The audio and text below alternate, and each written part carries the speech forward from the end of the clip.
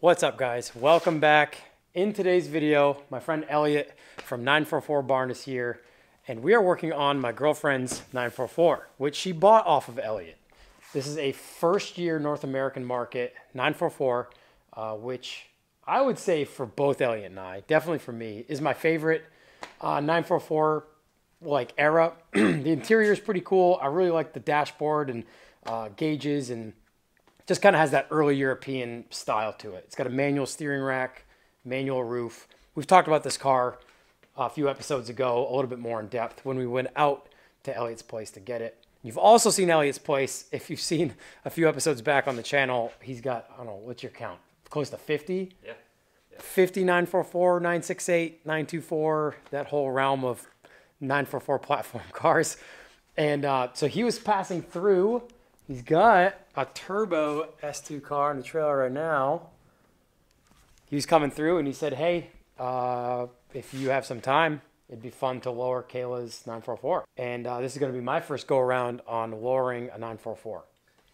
And I kind of know what's involved in a roundabout way. I know that like the rear end is torsion and that the transmission's in the back. And you know, I've been under a couple of them, but never actually turned a wrench on one. So in today's episode, we're going to be doing a budget drop on a Porsche 944. I mean, literally budget drop. We're going to be lowering the rear with no added parts. We're just going to be going down a couple clicks on the torsion bars. And in the front, for now, we might just take a couple coils out of the front. I've got some sleeve perches that Elliott gave me that I don't have springs for yet, and I don't have top hats yet for her car. So for today, to match the rear, we might just take a couple coils out of the front, which I think most of us have done before. A lot of us have graduated beyond that, but for today's video, we don't have any parts to get the front down. Ultimately, in the future, I think we're gonna go coil over all around probably, but at least coil over in the front. I'm gonna get a 101 on how somebody who knows these cars like the back of their hand goes about lowering them. All right, so in the 944s, if you don't know, the e-brake is actually right inside the door between the driver's seat and your sill.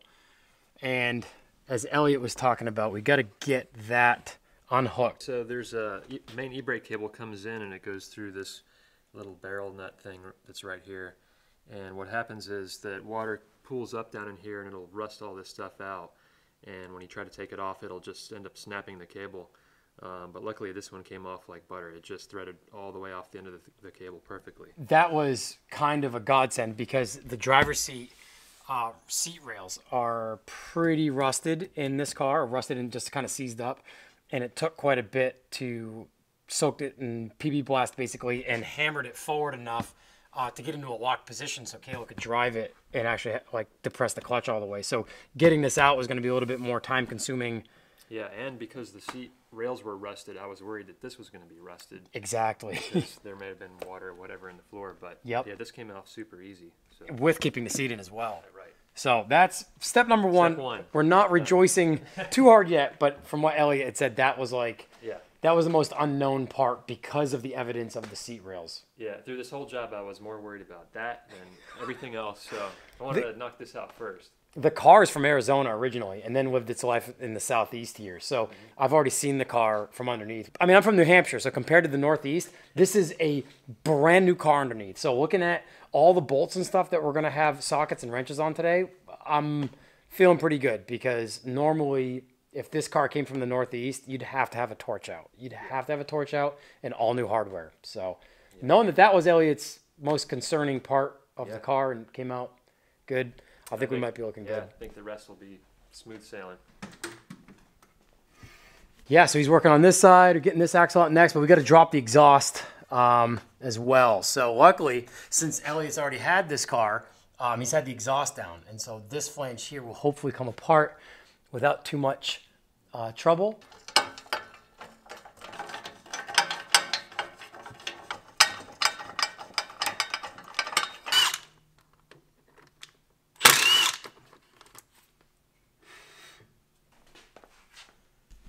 Exhaust is out. Last axle coming out now.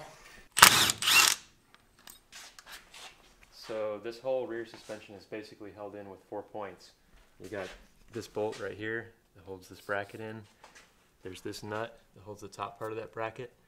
And there's this little 13 that holds this long curved piece that's actually part of the torsion tube assembly, and then the shock. So that's 1, 2, 3, and 4 right there. Yep. And you do that on both sides, and this whole thing will drop right down. And we got to disconnect the brake lines and pull the e-brake cable out through the body. And that's pretty much it. All right, so we got all the bolts out, got the brake lines broken apart. All that's holding the car in now is basically bushing. Yeah. So we're just going to pry it out. Takes a little bit of prying, but it'll just drop him right on out of there. There it is.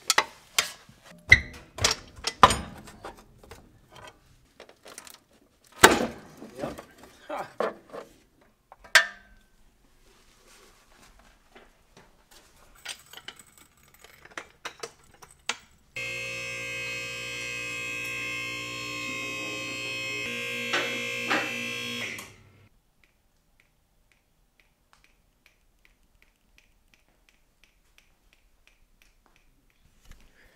All right, well, we got the rear trailing arm and whole system out. As Elliott said, pretty easy. It didn't take too much prying, and luckily every bolt came out pretty easily. So what you're looking at here, because a lot of people are unfamiliar with this, is it's basically, this is a torsion bar tube, and inside of here is a torsion bar on this side, and over here is a torsion bar on this side.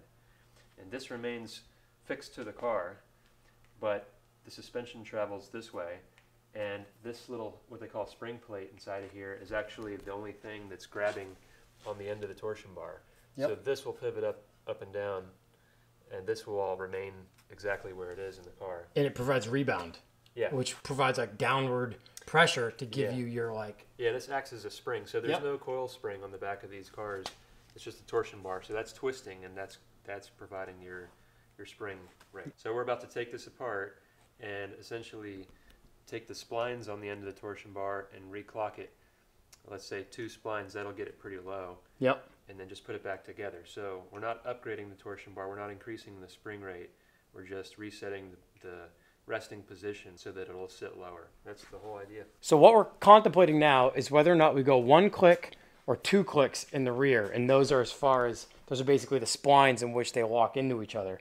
And as Elliott was saying, going 1 click will drop it, but 2 clicks gets you like pretty low. Slammed, yeah. And since we're only cutting springs out of the front, like my concern is that as far as we can go low enough in the front to match how low we're going in the rear, if not a little bit more to have some forward rake, but also have good enough shock travel left in the front to not ride like garbage, which Elliott has done plenty of times, feels that we can do that. Yeah. So what we're going to do is I think we're going to just go for it and go 2 clicks down, since this all has to go back in and be put back together to figure out where your height is. But he's saying is you can finesse it a little bit without dropping the whole subframe out again. Yeah, so right here is basically like an eccentric bolt. And if you loosen these 2 up, you can change the position of this plate versus this plate to kind of fine-tune your ride height. Yep. Well, that's good to know. So if you do go too low, you might be able to finesse it a ½ inch or so with that. Yeah, I think the total travel is maybe 3/4 of an inch from end to end. Yeah, because it makes sense. What little movement you make out here or in here makes a larger difference out here. Yes, exactly. We're going to pull the trigger and go 2 clicks, yep. And then we'll move to the front. We'll start with like 1 coil and we'll kind of move it. Now, we both know, as you guys know, this is not the way you really want to professionally do it. Yeah. But this is literally how we're doing it for free. This is as budget as it gets with a little bit of time and work and some know-how. This is my first go around with this, so it's nice having Elliott here to kind of like streamline and expedite the process. But this is lowering a Porsche 944 for literally free. Yeah.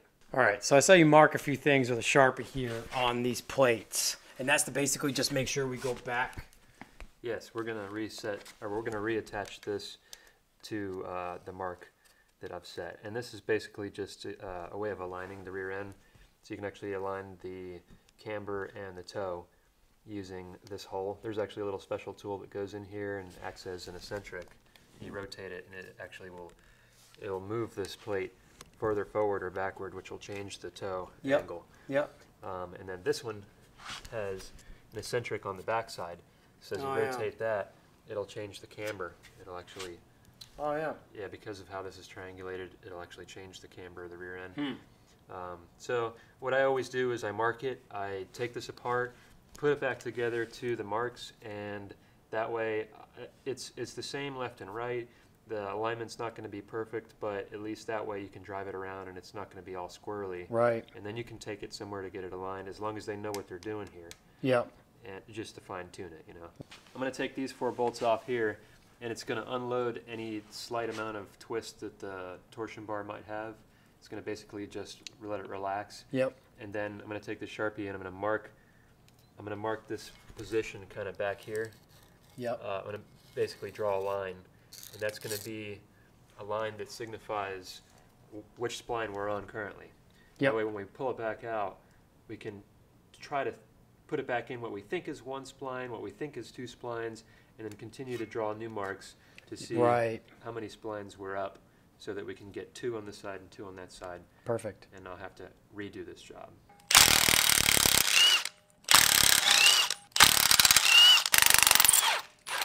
Oh, so it doesn't like kick on you though. No, it just moves a little bit. Right. Yeah. But it's enough to throw you off. If I were to make that that line with the Sharpie first before doing that, it would be off like what appears to be 1 spline worth of. Oh, movement. okay. So you didn't make that mark yet because of that. Right. Yeah, makes So sense. Now that it's moved, I'll go ahead and make the mark. I'm going to undo that side first so that both sides are fully relaxed.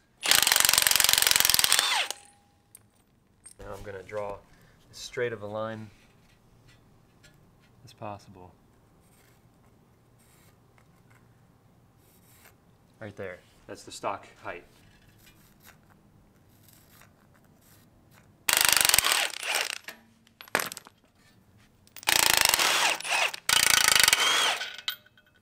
So we've detached the control arm. We let the e-brake cable just hang out, still attached right there. And that way, this plate that used to be behind here can now slide out this way. That's why you gotta remove this. I didn't realize this all came, like this came with this. Yeah, it's all attached. Yeah. So, let's see if we can get this separated. Yeah, not bad. Yeah, there's a mounting bushing, and then there's a rubber bushing here, and there's also one on the inside that you'll see right there. Yep. There's a torsion bar. So, I'm gonna go ahead and pull this out. Yep. There's splines right here. There's splines on the inside.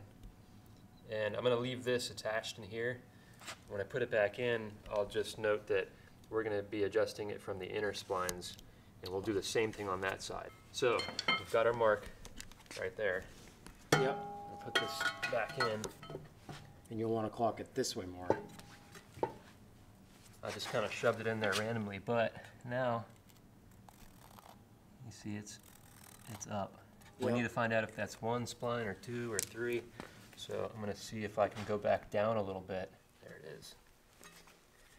Okay, and so that ends up being exactly where we were. Yeah, so we went 1 spline. So we went 1 spline. Yeah. And we'll go back up 1 spline just to reconfirm. Okay, so and that lines up right there. So let's go to number 2. Yeah, that feels right. Yep. Maybe a little bit more A gap. little more, but yeah. we've gone up 2 splines. I'll check them by hand just to make sure I'm not. All right, well, both sides are re-indexed 2 clicks on the torsion bars. And we just tightened everything back up. And I think time to put it back in the car, huh? Yep. All right, so the rear subframe or the whole suspension setup is basically in. Elliott worked on the driver's side while I worked on the passenger side. And we're just torquing everything down now. Everything on the back is together. Axles are in, exhaust is back in. So now we're just bleeding the brakes. And I think that's it for the rear. And then we'll pull the front. And the front looks pretty simple on these cars. I mean, obviously Elliott's the expert. But when I got a good look underneath this car last night when I first put it on the lift, it's clear that it's very similar to Mark I, Mark II Volkswagen. It's just strut assembly. It's got 2 bolts that bolted to the knuckle. So we don't have to separate ball joints or anything like that to get the front strut assembly out, which is fantastic.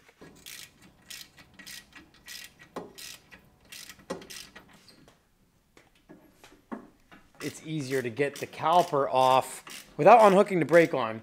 Just getting the caliper out of the way so you can get an impact to the nuts of the 2 lower bolts on the front strut assembly.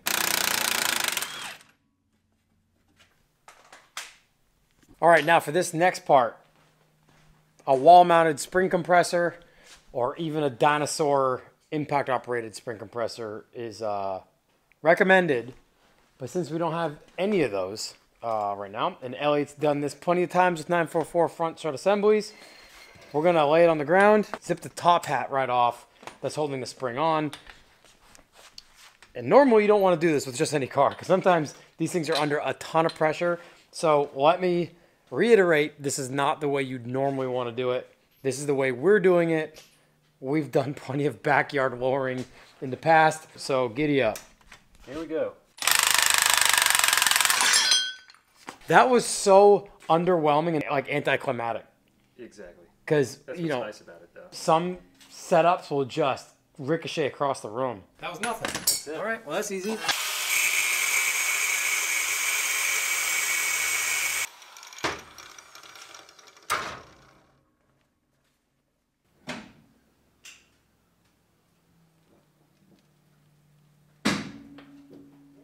Wheel gap's taken. Oh, that rear is sucking up. We're still on the lift arms. Yeah. Well, it's too low to come off the lift arms, so that's a good sign.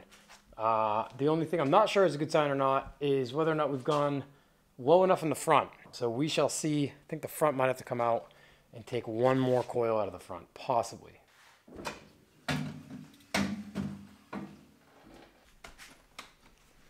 All right, well, here it is.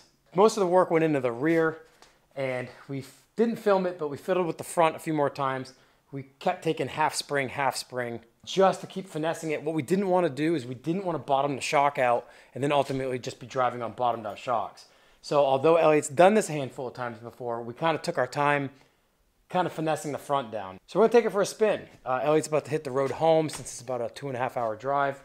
This is basically showing a free way to lower a 944. If this doesn't ride the way we like it, or if the front is still a little too high, we're gonna go coilovers in the front. New full coilover, the whole strut body, top hat, the whole works. And leave the rear as it is before maybe down the road doing a full coilover conversion front and rear. In your experience, it rides decent. I mean, you've got a couple cars that are 2 clicks down with lowering springs in the front with stock shocks or possibly just the lowering. Yeah, just shock. like that. And for just cruising around and enjoying street driving, it's fine. It actually rides pretty comfortably. And like you said, for the track, obviously you want to set up like more of a coilover setup, and this is more for just like fun driving. Exactly. And it looks great.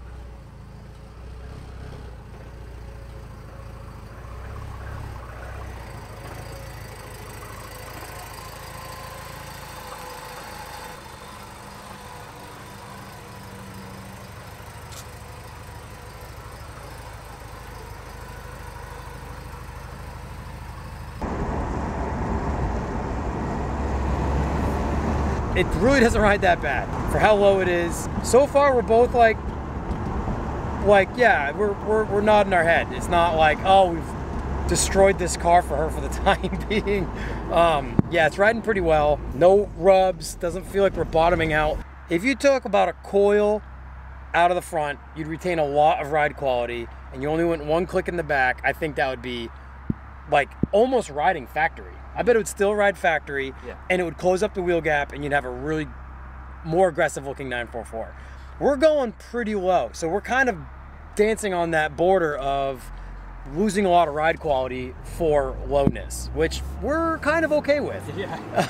It all depends on what you want to do.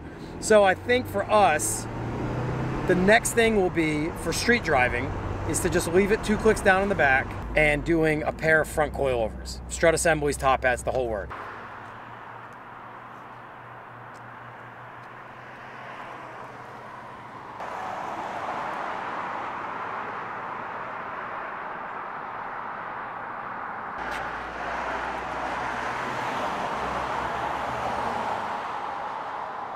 Well, I think it was a success, man. It rides well, rides better than I expected. It's awesome.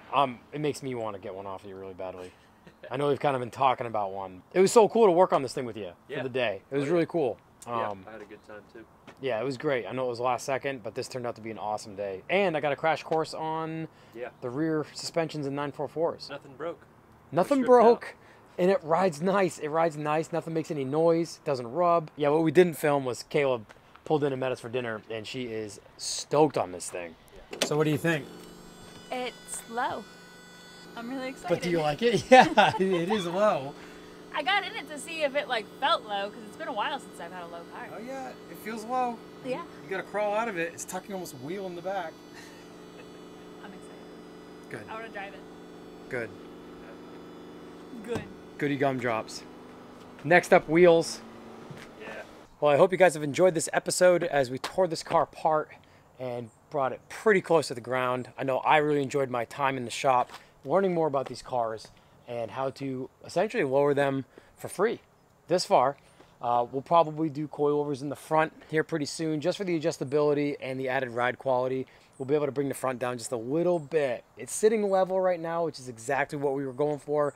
We did not want the rear to be too low and take the front down to basically riding on the bump stops. So really stoked on how it rides. Kayla loves it, which is most important since it's her car. But I really want to thank Elliott for all of his time coming out here and hanging out for a couple of days. We didn't get a chance to record a podcast episode. That is something I'm really looking forward to. I'm sure you guys will get a lot of knowledge out of him since he's a 944 expert. So stay tuned for more content on that car, as well as more projects here in the shop that I have on the burners. Thank you guys so much for watching. We'll see you in the next episode.